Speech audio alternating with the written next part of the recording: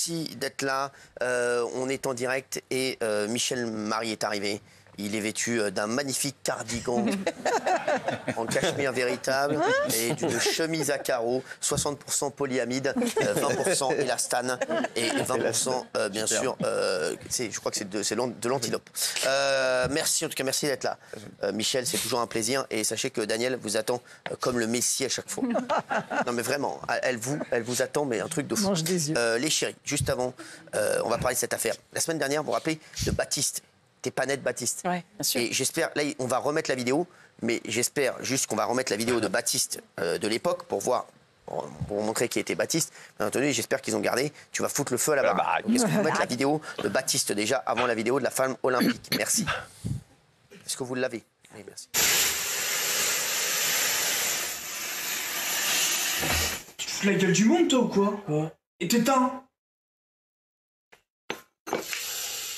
Mais ça va pas, Baptiste, qu'est-ce que tu fais?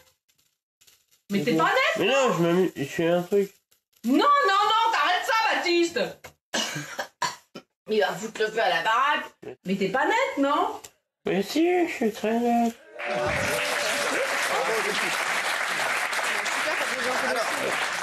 Et il était annoncé comme étant l'un des porteurs de la flamme olympique, des Jeux Olympiques. Baptiste, regardez. Mais si, je suis très net.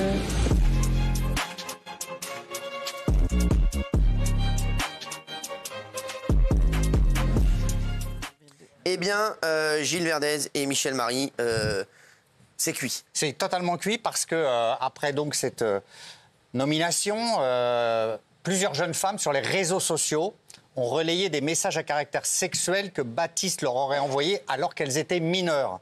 Oh. Notamment une jeune fille de 15 ans.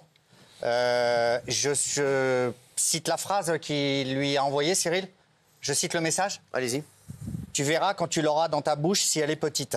En parlant de son sexe, voilà. Ah oui, donc elle a 15 ans. Il y a un autre témoignage qui est sorti sur TikTok. Et une autre jeune femme dénonce des caresses sur les hanches non consenties, ce qui peut passer pour une agression sexuelle si c'est avéré. Donc Baptiste en a tiré des conclusions. À la suite des accusations portées à mon encontre et après discussion avec le comité d'organisation, je me retire du relais de la flamme. Par respect et pour me protéger, ma famille et moi-même, je suis reconnaissant envers tous ceux qui m'ont soutenu. Voilà. Donc il ne portera pas la flamme et on verra s'il y a des suites judiciaires à ces messages. D'accord, donc c'est fini. C'est fini. Je pense qu'il a bien fait de se retirer. Bah, bien sûr. Puis, sans vouloir faire de jeu de mots, il n'a pas l'air d'être une lumière. Hein. Oh, il l'a écrit. C'est fort. Eh, vous avez vu, si maintenant il se met dans la vanne, lui. Non, mais bah oui, non, mais je comprends évidemment. Et c'est comme moi, j'avais été contre quand on l'avait annoncé. C'est quand même un camouflet. Moi, je trouve que les gens qui doivent porter la flamme, ça doit être des personnes dont la France est fière, qui font la fierté de la France. Alors lui, certes, il a fait un gros buzz, mais pardon, mais c'est rien. Et on a privilégié le buzz et faire parce que c'était clairement pour faire un TikTok, parce qu'ils veulent se positionner sur les réseaux sociaux, plutôt que de prendre des gens qu'on a envie de mettre en valeur et qui nous rendent fiers. Pardon, mais lui, c'est rien, quoi. Désolé. Il se passe quoi sur Dals, là? C'est chaud, il y a Black M qui vient de parler, là. Ah, exactement. Alors, qui vient de faire une interview et il se demande si l'émission n'est pas truquée. Non, ouais, je sais. Ouais. J'ai vu ça, exactement. Même Black M, ça vient de sortir, c'est pour ça je voudrais qu'on en parle. Ouais. Est-ce que vous pouvez nous Alors, il a accordé une interview au Parisien. Il revient sur tout son parcours, sur le clash Inès Reg, Natacha Saint-Pierre. Il dit qu'il soutient un peu les deux dans l'histoire. Et il n'est pas très content de son élimination, a priori. Il croit à la théorie, lui, personnellement, des votes que la production arrête comme elle veut. Il s'est entretenu avec la production sur ça, qui a démenti. Mais lui, on comprend entre les lignes qu'il croit que l'émission est bidonnée. En gros, c'est ce qu'il dit dans l'interview. Oui, mais il avait son concert, par ailleurs. Alors non, justement, il dit j'aurais voulu aller au bout. Ouais. Okay. Et d'ailleurs, mes affiches étaient prêtes avec une nouvelle date. Ah, okay. Sous-entendu, ce n'était pas truqué. Je voulais continuer et il estime qu'il a été injustement viré de l'émission. Voilà. Moi, on me dit au contraire qu'on savait qu'il allait partir à ce moment-là. Oui. C'était quelque chose qui était décidé en amont. Oui, c'est truqué. C'est une info qui circule, mais là, ce sont ses propos à lui, voilà. En tout cas, la maîtrise de la communication autour de l'émission, elle est catastrophique. Tous les candidats balancent, tout le monde critique la prod dans l'émission, hors émission. Enfin, il faut les tenir un minimum. Ça n'est pas tenu du tout. Ça n'est pas tenu du tout, cette émission. Il faut un chef. C'est incroyable. Chef comme Michel Marie, je parle. Il faut toujours un chef. C'est vrai? Ah oui, c'est votre... Non, c'est vrai. Ah oui, il faut un chef. Bien sûr, il faut un chef. Vous avez raison, il faut un chef. Non, je suis chef de rien du tout, moi. Pour moi, vous êtes le chef. Ouais. Chef du gilet. Non, Michel, vous êtes un chef. Si, vous êtes le chef. Vous êtes le chef au Nouveau Détective, vous êtes le chef. Pas du tout, j'étais grand reporter et j'ai toujours privilégié le terrain au bureau. Donc, j'ai fait 45 ans d'enquête sur le terrain. Et j'ai été chef des infos en 1985, voilà. donc c'était... Vous avez été chef. J'ai été chef 6 mois et j'ai démissionné de mon poste. Ah ouais, vous n'aimez pas être chef? Non. Très bien, merci. Alexandre Le Grand, qui une très belle phrase, il a dit je ne craindrai jamais une armée de lions dirigée par une brebis, mais je craindrai toujours une armée de brebis dirigée par un lion. Alexandre Le Grand. Alexandre Le Grand, exactement. Pour dire que le chef est important. On embrasse Alex. On va faire un gros point sur les affaires. Je voulais vous parler d'une affaire qui s'est déroulée lundi en fin d'après-midi devant une école du 11e arrondissement de Marseille. Qu'est-ce qui s'est passé?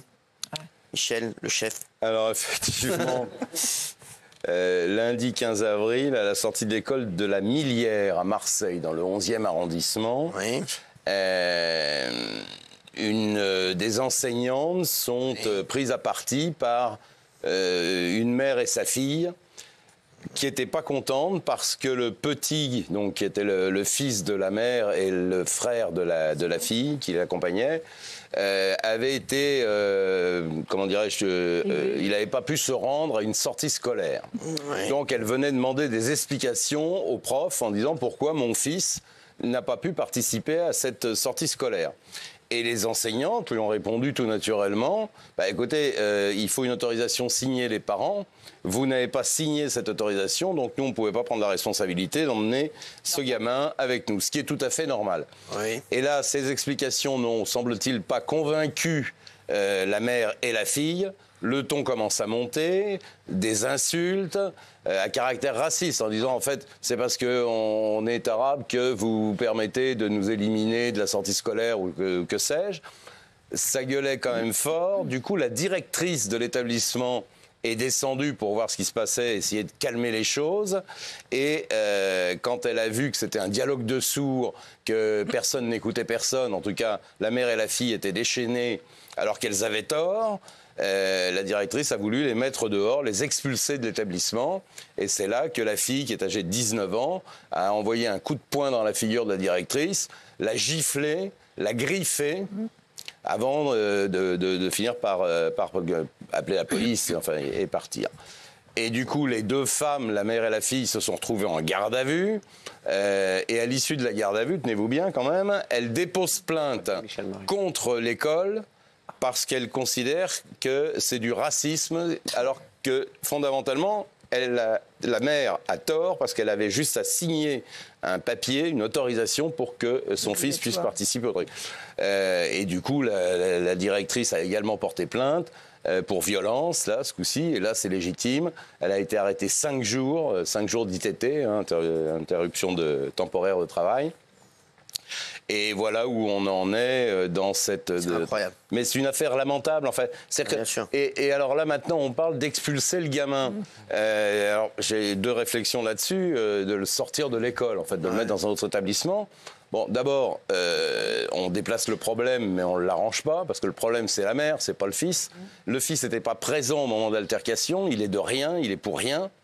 Et donc, c'est quelque part un peu une injustice. Et en même temps, on a quand même plein de mômes qui ont assisté à cette scène et qui sont traumatisés.